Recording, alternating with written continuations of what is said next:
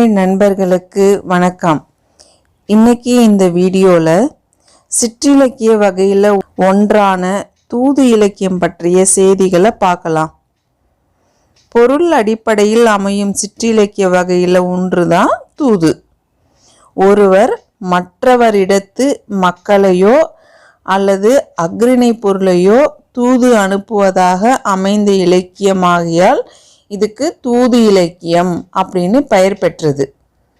தூது இலக்கியத்தோட இலக்கணம் என்ன அப்படின்னா, பல்வேறு இலக்கிய வகைகளுக்கு இலக்கணம் கூறும் பாட்டிய நூட்கள் தூது இலக்கியத்திற்கும் இலக்கணம் கூறியிருக்கு. நவநீத பாட்டியல், பிரபந்த மரபியல், இலக்கண விளக்கம், முத்து விரியம், சிதம்பர பாட்டியல், இலக்கண சுருக்கம் முதலிய பாட்டியல் நூட்கள் கூறும் வகைப்படி தூது இலக்கியம் எப்படி இருக்க வேண்டும் அப்படின்னா, காதல் துயரம் காரணமாக ஒரு ஆண் அல்லது ஒரு பெண் தான் காதல் கொண்ட பெண் அல்லது ஆணுக்கு தூது அனுப்புவதாக அமைவது தூது இலக்கியம். அடுத்து, உயர்திணை போல் ஓர் அக்ரிணை பொருளை தூது சென்று வருமாறும் வேண்டுவர். தூது பெறுவோரிடம் சென்று மாலை வாங்கி வருமாறு தூது அனுப்புவோர் தூது செல்லும் பொருளிடம் வேண்டுவர் அப்படின்னு தூது இலக்கியத்திற்கு இலக்கணம் சொல்லியிருக்காங்க பாட்டியல் நூட்கள்ல. அடுத்து, பெயர் பெறும் முறையை பத்தி பார்க்கலாம். தூது நூட்கள் பெயர் பெறும் நிலையில் சில முறைகள் இருக்கு. என்னென்ன அப்படின்னா, தூது அனுப்பும் பொருளின் பெயரால் நூல் பெயர் பெறுகிறது. சான்றாக மான்விடு தூது அப்படிங்கிற தூது நூலை சொல்லலாம். இதில் தூது செல்வது மான்.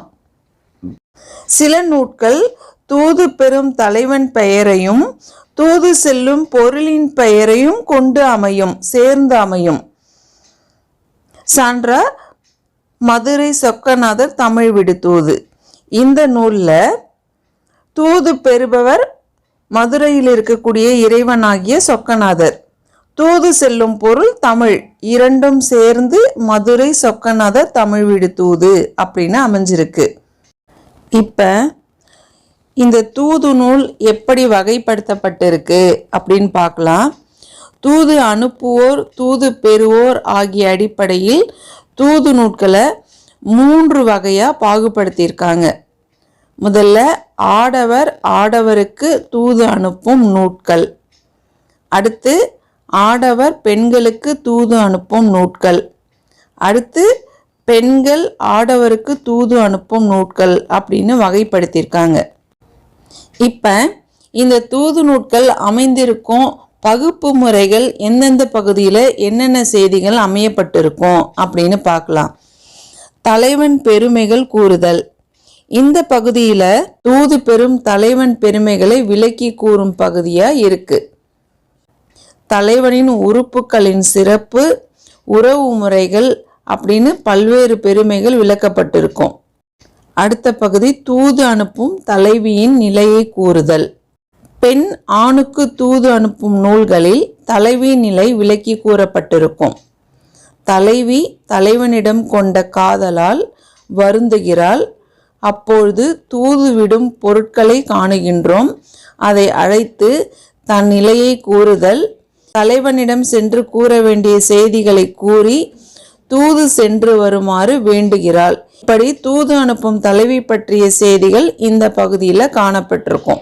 அடுத்து, தூது பொருளின் பெருமைகளை கூறுதல் அப்படிங்கிற பகுதியில் என்னென்ன இடம்பெறும் அப்படின்னு பார்க்கலாம்.